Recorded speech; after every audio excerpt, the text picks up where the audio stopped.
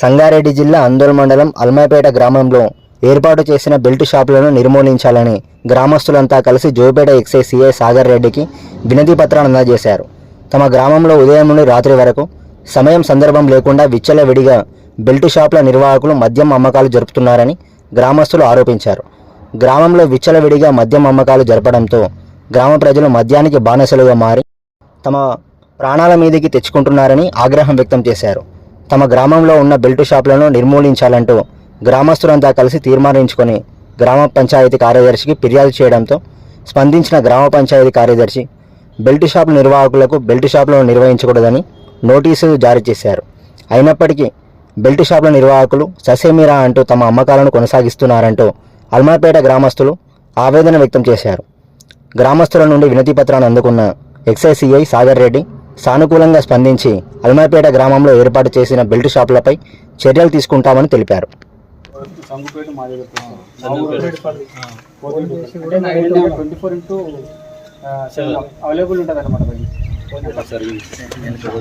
వాళ్ళు చేయడమే కాకుండా సెక్రటరీ కూడా చెప్పిందంటే ఇప్పుడు ఎవరైతే కంప్లీట్ చేస్తారో వాళ్ళందరూ కూడా ఏం చెప్పిందంటే మీకు చేత అనేది చేసుకోండి, మాకు దమ్ము మేము అమ్ముకుంటాం.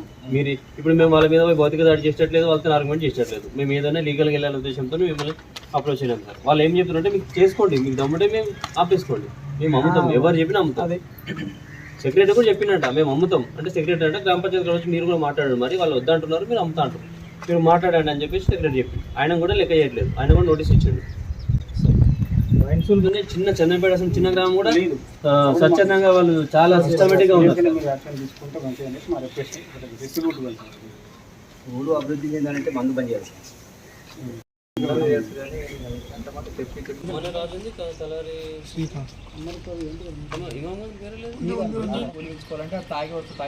తాగినాక తీసుకపోతే ఏమైనా పని చేసుకోవాలంటే అక్కడ పడిపోతూనే ఉంటాయి. మళ్ళీ పడితే ఇప్పుడు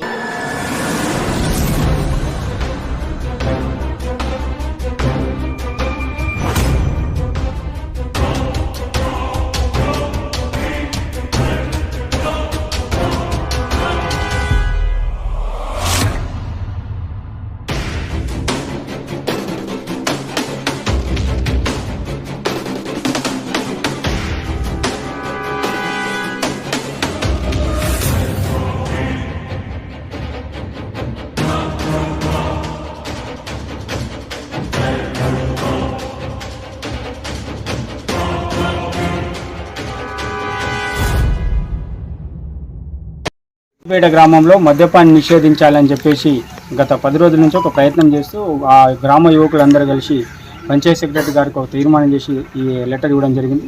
దాన్ని బేస్ చేసుకొని మా గ్రామంలో బెల్ట్ షాపులు నిర్వహిస్తున్న వారికి నోటీసులు జారీ చేయడం జరిగింది.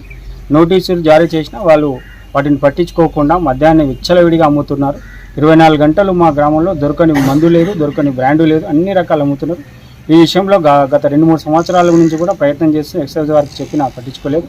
అయినా ఈరోజు మరీ ప్రత్యేకంగా గ్రామ యువకులందరూ ఎక్సైజ్ ఆఫీస్కి వచ్చి సిఐ గారికి ప్రత్యేకంగా ఒక వినతి పత్రం ఇచ్చి రిక్వెస్ట్ చేయడం జరిగింది. మా గ్రామంలో ప్రత్యేక చొరవ తీసుకొని మద్యాన్ని నిషేధించడం కోసం మీ వంతు కృషి చేయాలి, ఖచ్చితంగా బెల్ట్ షాపులని మా గ్రామాన్ని తొలగించాలని చెప్పేసి రిక్వెస్ట్ చేయడం జరిగింది. దానికి సిఐ గారు సానుకూలంగా స్పందించి మేము గ్రామంలో ప్రయత్నం చేస్తామని చెప్పేసి అన్నారు. కాబట్టి మా గ్రామాన్ని ఖచ్చితంగా మద్యపాన నిషేధంగా గ్రామంగా చేయాలని చెప్పేసి మేము ఎక్సైజ్ వారిని కోరుతున్నాం. ఒకవేళ ఎక్సైజ్ వారి గురించి ప్రత్యేకంగా చర్యలు తీసుకోకపోతే ఖచ్చితంగా ఎక్సైజ్ సూపరింటెండెంట్ గారికి అవసరం అనుకుంటే రాష్ట్ర ఎక్సైజ్ కమిషనర్ గారికి కూడా మేము వెళ్ళడానికి, మా గ్రామాన్ని అభివృద్ధి చేసుకోవడానికి, మా గ్రామంలో అన్ని కుటుంబాలు బాగోగులడానికి అక్కడ దాకా కూడా వెళ్ళడానికి కూడా సిద్ధంగా ఉన్నామని చెప్పేసి తెలియజేస్తాం. సంవత్సరాల నుంచి కూడా అల్మాపేట గ్రామంలో చాలా విచ్చలవిడిగా మద్యాన్ని అమ్మడం జరుగుతుంది. రైతులు, బీద ప్రజలు వాళ్ళు అన్ని విధాలుగా నష్టపోతున్నారు.